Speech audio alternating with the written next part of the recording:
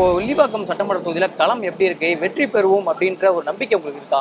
Sir, நாங்கள் வெற்றியை நோக்கி தான் இந்த இடத்துல நாங்கள் பயணிக்கிறோம். நாங்கள் அதுக்கு மக்களுக்கு தேவையான திட்டங்களை வகுச்சி நான் ஜெயிச்சு வந்தால் அந்த வெள்ளிவாக்கத்தை விண்ணை தொடும் வெள்ளிவாக்கம் அப்படிங்கிற திட்டத்தோடு நான் வந்திருக்கேன். இங்கே நான் மற்ற எதோட வரல. இங்கே சரியான முறையில் ஒரு திட்டத்தோட மக்களுடைய அணுகுமுறை ரொம்ப கரெக்டாக இருக்குது. ஆனால் இங்கே எங்களுக்கு பிரச்சனையாக இருக்கிறது என்னன்னு பார்த்தீங்கன்னா, அந்த திமுக காரங்க தான் எங்களுக்கு ரொம்ப பிரச்சனை கொடுக்குறாங்க. என்னன்னு பார்த்தீங்கன்னா, பணிமனை போட்டு நாங்கள் போகிற வழிகளில் எங்களை போக விடாமல் தடுக்கிறாங்க. நீங்கள் சுற்றி போங்கன்னு சொல்கிறாங்க.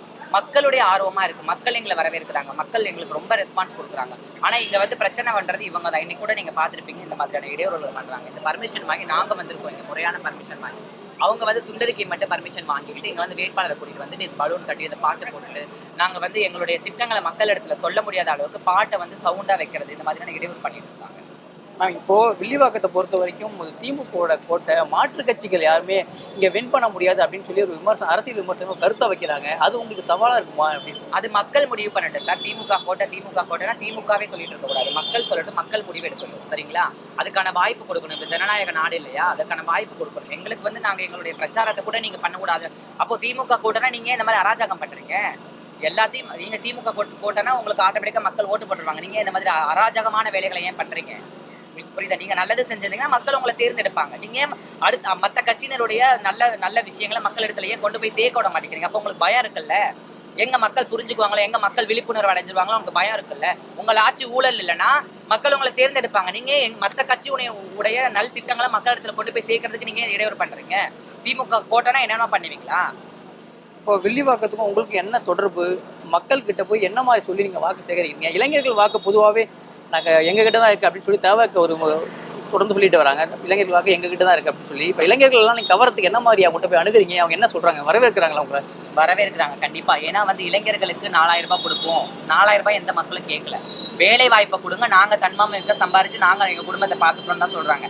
அதுக்கான வேலை திட்டங்களை நாங்கள் எடுத்துகிட்டு வந்திருக்கோம். உங்களுக்கு புரியுதா? இளைஞர்களுக்கான வேலை திட்டங்கள் எடுத்துட்டு வந்திருக்கோம். நாங்கள் வாயில வெறும் பொய்யான வாக்குறுதியை சொல்லிட்டு கடந்து போறதுக்காக வரல. என்ன பண்ணுவோம், எப்படி செய்வோங்கிற திட்டங்களை கொண்டு நாங்கள் மக்கள்கிட்ட கொடுத்துட்டு இருக்கோம். அப்படிங்கும் போது மக்கள் எங்களை வரவேற்கிறாங்க. மக்கள் இதை எப்படி செயல்படுத்துவீங்கன்னு கேட்கறாங்க. ஏன்னா செயல் வரவே நாங்கள் கொடுக்குறோம். நாங்கள் சும்மா வாயில பேசிட்டு போல. அப்படிங்கும்போது மக்கள் எங்களை வரவேற்கிறாங்க, இளைஞர்கள் வரவேற்கிறாங்க. பெண்களுக்கான வேலைகள் எப்படி, இங்க நாங்கள் என்ன செய்வோம், சாலை போட்டு கொடுப்போம், ஸ்கூலை எப்படி நடத்துவோம், இந்த மழைநீர் தேங்காத அளவுக்கு என்னென்ன பண்ணுவோம் அப்படிங்கிற அந்த திட்டம் அனைத்தும் இந்த இதுல இருக்கு, இந்த துண்டறிக்கையில இருக்கு. அப்படி இருக்கும் போது இளைஞர்கள் நீங்க போய் எப்படி வேணுமா சொல்லிக்கலாம். ஆனா இளைஞர்களுக்கு நீங்க 4000 ரூபாய் கொடுத்தா அந்த 4000 ரூபாய் எடுத்துட்டு என்ன பண்ணுவாங்க? வேலைக்கு போக முடியாத டெப்ஸ்ல கொண்டு போய் டாஸ்மார்க் கடையில குடிச்சிட்டு இன்னும் கொலை கற்பழிப்பு எல்லாம் அதிகமாக தான் ஆகும். இதுக்கான வழிவாசல் நாங்கள் தடுக்கிறோம் முதல்ல இருந்தே. அப்போ மக்களுக்கு அறிவுத்திறனை வளர்க்கறதுக்கான கல்வியையும் அறிவுத்திறனை வளர்க்கறதுக்கு விளையாட்டு மைதானங்களையும் வேலை வாய்ப்புகளையும் நாங்கள் ஏற்படுத்தி கொடுக்குறோம். பெண்கள் ஆண்கள் எல்லாருக்கும் சமமா அந்த மாதிரி திட்டங்களை இவங்க கொண்டு போய் மக்கள் இடத்துல எங்களை சேர்க்க விட மாட்டேங்கிறாங்க. நீங்க தொடர்ந்து ஒரு வாரமா பிரச்சாரம் பண்ணிட்டு இருக்கீங்க. முக்கியமான பிரச்சனை வில்லிவாக்கத்துல முக்கிய பிரச்சனையா மக்கள் எதை சொல்றாங்க? அந்த பிரச்சனை ஏன் தீர்க்காமல இருக்காங்க? நீங்க என்ன நினைக்கிறீங்க? ஏன் தீர்க்கல அப்படின்னு நினைக்கிறீங்க?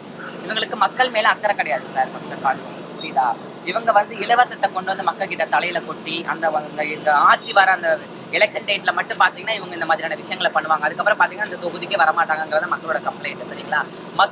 மக்களிடத்துல இருந்தா தான் மக்களுடைய வழிகள் என்னன்னு புரியும்.